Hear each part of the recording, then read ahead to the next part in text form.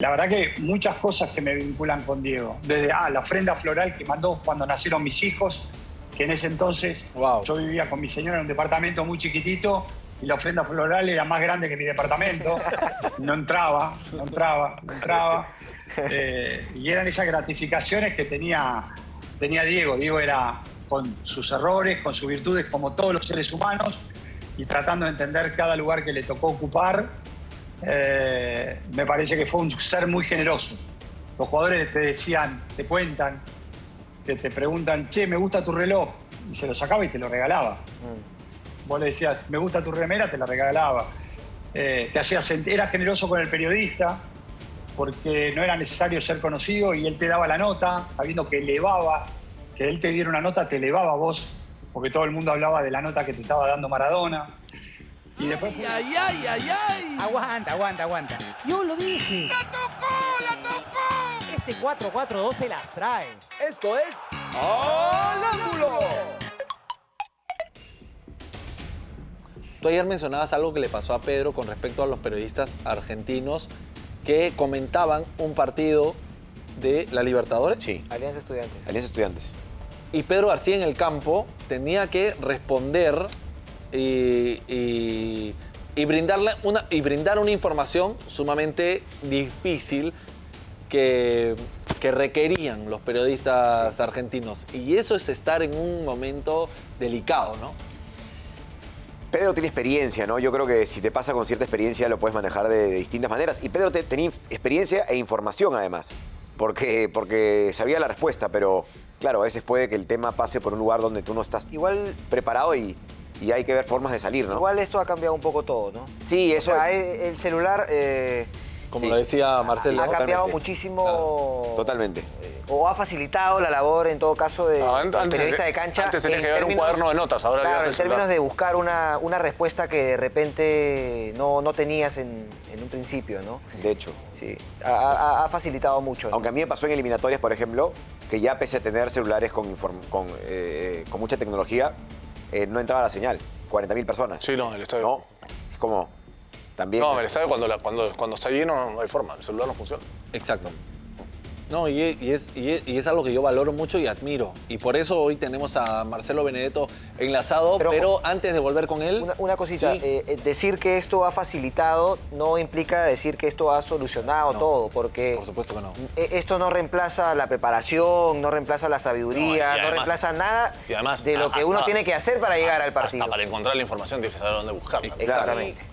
Claramente a mí, como un conductor más de todos los programas deportivos que hay, se me dio la licencia de dar una ronda al lado del campo y poder sacarme algunas fotografías para transmitir lo que se vivía. Y estabas tú en uno de los lados, no me acuerdo si era norte o sur, pero te saludé y te hice sentir lo que sentimos los peruanos por personas y profesionales como tú, ¿no? Te dije, hey, te admiro, te mando un abrazo, gracias por estar aquí. Y de verdad que lo mismo que te dije ese día en la cancha, que seguramente no te debes acordar porque te lo deben decir todos los hinchas, te lo repito hoy. De verdad que es un placer estar aquí contigo. Bueno, primero es muy valioso y rescato mucho cada una de las palabras. Para nosotros que arrancamos de muy abajo esta profesión y que la intentamos construir y intentamos llegar a todos los lugares de la mejor manera, que vos lo digas de esta manera, aunque vos no lo creas, lo recuerdo, yo estaba sobre la margen izquierda para dar un poco más de precisión.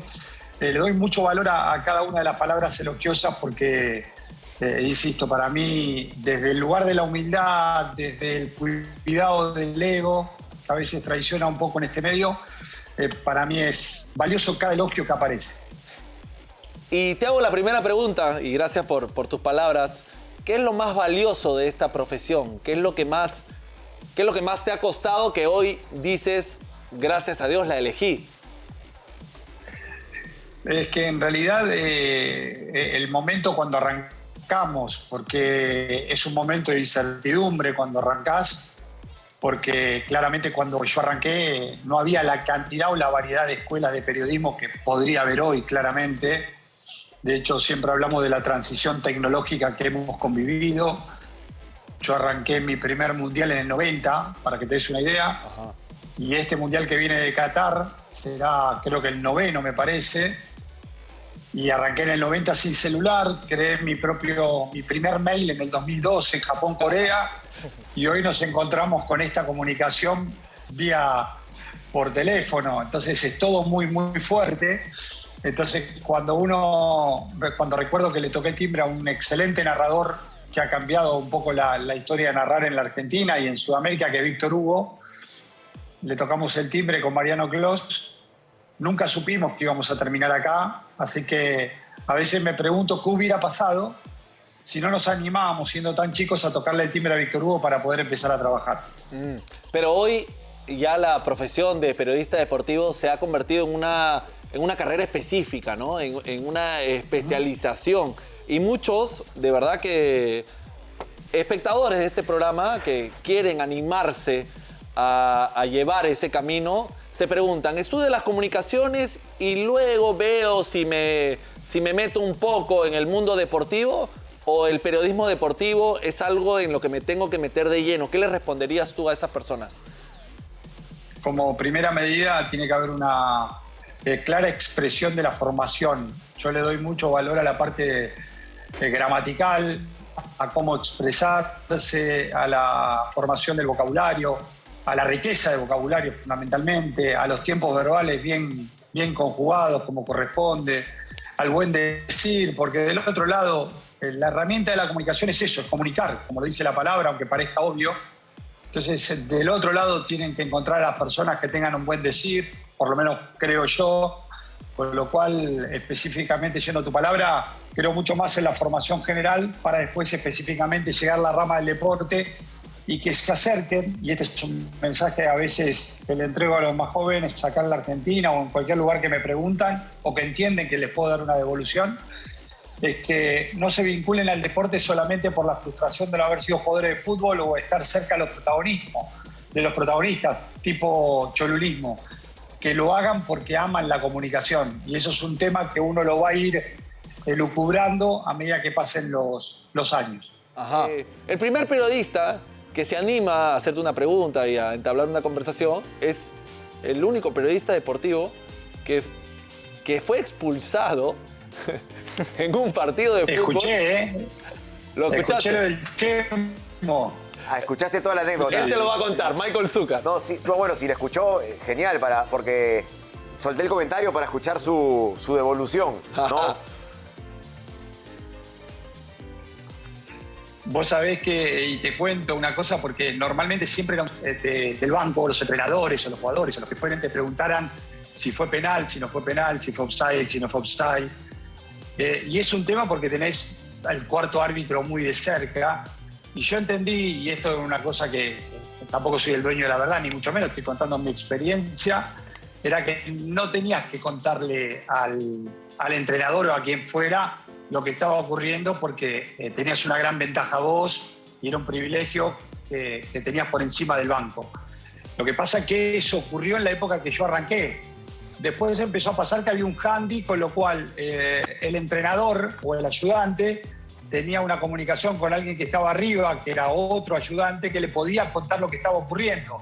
Y ya a esta altura esa idea se ha muerto. ¿Por qué? Porque con la internet que tienen todos en el campo de juego, automáticamente están mirando todo en una tablet y de esa manera pueden disipar todo tipo de dudas. Así que en ese caso para nosotros terminó esa inquietud que arrancó en un momento y que yo entendí a favor de los árbitros. Cuando te preguntaban, ¿che, fue offside? Aunque fuera offside, le decían, no la repitieron. Mintieron, claramente. Tiene toda la razón y es cierto. Por eso te decía que yo trataba de esquivar la pregunta porque sabía que no era lo ideal, ¿no? Pero tú y dijiste, decía, no sé, no escucho arriba, están hablando de otra cosa. Hasta que presión. Era un partido que venía 2-0, perdiendo la U, lo empata 2-2. Era el 3-2, se caía el estadio. Voy a reconocerlo. Me dejé llevar por la presión. Y bueno, me expulsaron y bueno, Chemo fue consciente de que me habían expulsado por su culpa. Y él no declaraba en cancha. Él declaraba como técnico de la U después. Y bueno, al menos me dio la entrevista, ¿no?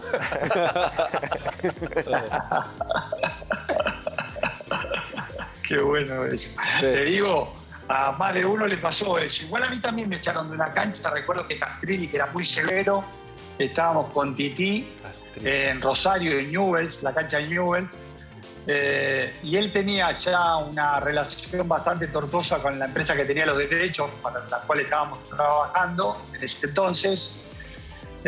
Y en un momento dado una profunda vergüenza se apoderó de todos nosotros porque nos miró y nos dijo: ustedes dos se van de la cancha. No, ¿tú sabes lo que fue que se parara el partido y que caminaras hasta el vestuario que estaba detrás del arco y toda la gente y los jugadores mirándonos, esperando que nos fuéramos? Correr no podíamos correr, porque te imaginaste a Tití corriendo o a mí corriendo. Claro. Era peor todavía. Claro. Pero de hecho Marcelo, Tití se desgarró en Lima, ¿no? No, en Chiclayo, No, perdón. nosotros. En Chiclayo, en la Copa No, en América. Chiclayo. En Chiclayo, claro. Sí, ahí arrancó. Ya, les voy a contar algo que está bueno, esto, porque ahí lo atendió el médico de Uruguay, de la selección uruguaya. Claro.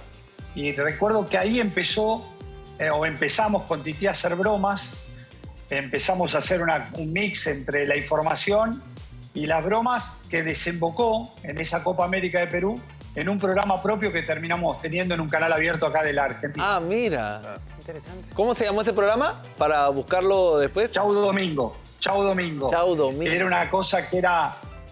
En la escenografía estábamos al ras del campo de juego, claramente nuestro lugar, nuestro hábitat, y venían los jugadores y se disfrazaban. Teníamos el fémur de oro, la patada, viste, violenta, bueno, no sé, había muchas cosas que de alguna manera hacían un juego en un mix. Había un perro muy feo que decía cosas. Era medio bizarro el programa, pero nos divertía mucho. Ahora, ustedes en Argentina han logrado esta mímesis, esta simbiosis entre lo entretenido y el debate y el análisis y lo técnico, ¿no? Que es algo que en algún momento, no lo digo por falta de modestia, pero en este programa se logró dar. O sea, somos uno de los pocos programas que nos alineábamos con lo técnico, pero al mismo tiempo hemos generado entretenimiento y hemos generado cosas que se han salido de lo común, ¿no? Se han salido de lo que normalmente se hacía en un programa deportivo. Pero ustedes, hay como muchas referencias en torno a eso, ¿no? Sí, buen enfoque el que estás tocando, sobre todo porque entiendo que hay veces que ahora el periodista, el que arranca, a nosotros para poder empezar a hacer bromas, yo pensé que fue la Copa América de Perú y yo arranqué en el año 86. Con lo cual lo que yo creo que tiene que haber una buena combinación, pero después de un tiempo de trayectoria. Es decir, que no todo pase por la broma. Es decir, el periodista, desde mi lugar, insisto, sin ser el dueño de la verdad, simplemente porque uno lo siente de esa manera, es que tiene que estar informado, tiene que tener un plus que no tiene la gente para que el debate tenga un poco más de avidez para el que lo está mirando del otro lado, y a la vez un poco de diversión. Ese mix tiene que estar emparentado con un periodista que ya tuvo una cierta cantidad de años al aire, porque si no, no es cuestión de hacer bromas, porque uno, el modelo del que está arrancando, cree que es solamente reírse y nada más. Exacto. Por eso hablo mucho de la comunicación. Es decir, el mix te lo permite, pero después de haber tenido un cierto recorrido, un cierto trabajo en los medios para que después te puedas empezar a soltar. Exacto. Horacio. ¿Cómo estás, Marcelo? La admiración. Te he seguido en lo particular todos estos años, ¿no? de experiencia. Te felicito por el trabajo tan bueno y prolongado, ¿no? Hasta la actualidad, acoplándose mucho a lo que tiene que ver no solamente con la tecnología, que era lo que mencionabas, ¿no? En un inicio que ha sido de manera progresiva. Y te quería hacer una pregunta respecto a algo que llegó de la nada y llegó de golpe, ¿no? Que es la pandemia. ¿Cómo fue para ti hacer cancha, hacer campo desde la tribuna? Algo que parecía insólito, ¿no? En otros tiempos. Súper complejo, súper complejo. Buena pregunta, porque la verdad que me sentía muy raro. estaba muy distante, era muy difícil poder sostener el privilegio que significa, porque en definitiva el estar en el campo de juego es poderle contar a la gente lo que no está viendo, claramente, porque estás ocupando un lugar que la gente no mira en televisión. Y desde ese lugar, por eso hablo siempre y yendo un poco a la estrategia de lo que uno tiene que hacer, de lo que a mí siempre me parece que hay que hacer, de no ser todo el tema estadística, sino también poder interpretar, decodificar lo que está ocurriendo en el campo de juego, poderlo interpretar, contarlo, y también a la vez entender por qué los enojos de los entrenadores o cada indicación que puedan dar los entrenadores, algún jugador que está lesionado, y advertirlo rápidamente en ese paneo, en esa periferia que tenemos que tener. Eso yo lo perdía, desde la platea lo perdíamos todos, perdía noción de lo que estaba pasando en el campo de juego, con lo cual fue una dificultad que me limitó y nos limitó a todos los que hacemos ese trabajo. La verdad que la pandemia en ese sentido nos perjudicó notablemente. Y la otra pregunta que tiene que ver también contigo, lo que sentiste, está vinculada a Maradona, ¿no? Que lamentablemente ya no está con nosotros.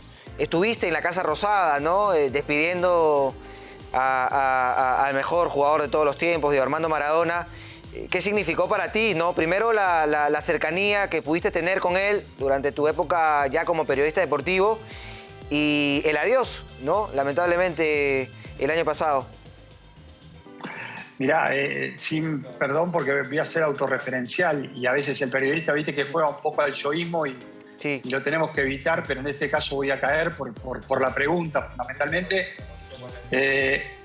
Normalmente es difícil encontrar lo que me pasó a mí porque yo soy hincha de Argentinos Juniors, pero real, con lo cual Maradona lo vi debutar y de verdad, porque parece que ahora la cancha Argentinos Juniors se convirtió en el Maracaná. Todos estuvieron el día del debut de Maradona y parecía que había 200.000 personas.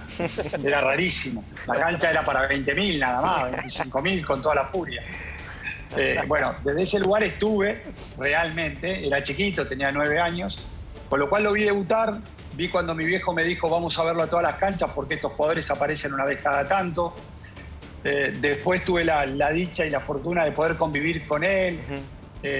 Me mandaban todo el tiempo a la parte de producción porque yo me llevaba muy bien con él, iba a los cumpleaños de él. Hizo el prólogo del libro que hicimos con Tití.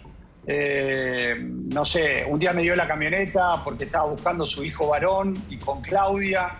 Infinidad de cosas que, bueno, el día que dejó de jugar al fútbol, que fue hace poquito, el aniversario en el año 97, me llama con otros 2 periodistas a la habitación para avisarme que dejaba de jugar al fútbol oficialmente y que tuviéramos la primicia.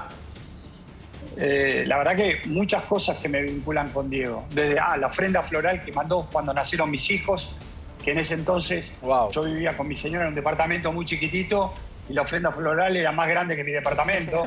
No entraba. Y eran esas gratificaciones que tenía Diego. Diego era con sus errores, con sus virtudes, como todos los seres humanos, y tratando de entender cada lugar que le tocó ocupar. Me parece que fue un ser muy generoso. Los jugadores te decían, te cuentan, que te preguntan, che, me gusta tu reloj, y se lo sacaba y te lo regalaba. Vos le decías, me gusta tu remera, te la regalaba. Te hacía sentir, era generoso con el periodista, porque no era necesario ser conocido y él te daba la nota, sabiendo que elevaba, que él te diera una nota, te elevaba a vos, porque todo el mundo hablaba de la nota que te estaba dando Maradona. Y después pude cerrar el círculo que necesitaba haciendo la cola como todos los seres humanos. Me habían mandado a cubrirlo para ESPN y todos los que estaban ahí, y yo quería no tener un privilegio, quería entrar como lo había conocido a él, cuando no era Diego. Y cuando estoy haciendo la cola y me toca ingresar al lugar, al call, me ve Claudia, me ve toda la familia y no podían entender que yo estuviera de ese lugar y me hicieron pasar al sector más privado y bueno, nada, un dolor muy grande porque fue el ídolo que yo cuando se iba de Argentinos, firmaba para Boca, yo lloraba porque digo, se nos va un ídolo que revolucionaba. Argentinos Juniors es un equipo muy chiquito. Y después lo terminé disfrutando a esa persona. Sí, definitivamente. Una pregunta más de mi parte, la última. ¿Te has puesto a pensar cómo sería la figura de Maradona en esta época tecnológica? Porque Maradona era el futbolista que fue el mejor seguramente de todos los tiempos, pero fue el mejor también porque su palabra era importante en momentos complicados, no solamente futbolísticos, sino también políticos, sociales, en Argentina. ¿Cómo hubiese sido Maradona en esta época? Porque es una época además, Marcelo, muy dificultosa en términos de conseguir entrevistas, por ejemplo. Hoy para charlar con el jugador tienes que pasar por el representante, por la jefatura de prensa, esperar una determinada cola, por así decirlo, dentro de todas las personas que están dispuestas a hacer esa nota. ¿Cómo sería ese Maradona en esta época, por ejemplo? En la cancha, por lo que te explicaba, te daba la nota. O sea, bajaba del micro y si vos lograbas estar cerca de él, te daba la nota. Esto te lo puedo asegurar. No era necesario llegar a un jefe de prensa. Él rompía con todas las reglas. Claro. En el Mundial estaba prohibido que un entrenador te diera una nota. Y él salía a Argentina a practicar en Sudáfrica en el 2010 que estábamos y se iba con Sebastián, con el Pollo, con Miñola y con Niembro, rompía con el protocolo. A Argentina le hacían una multa, pero él te daba la nota. O sea, lo que pasa es que era difícil acceder a él si no estaba en un entrenamiento o en el campo de juego. Ahí sí, encontrar una nota, cerrar una nota por teléfono, virtualmente era imposible. Pero en el campo de juego te lo hubiera dado tranquilamente. No sabe estar, no sabe que mañana es jueves, no importa nada más.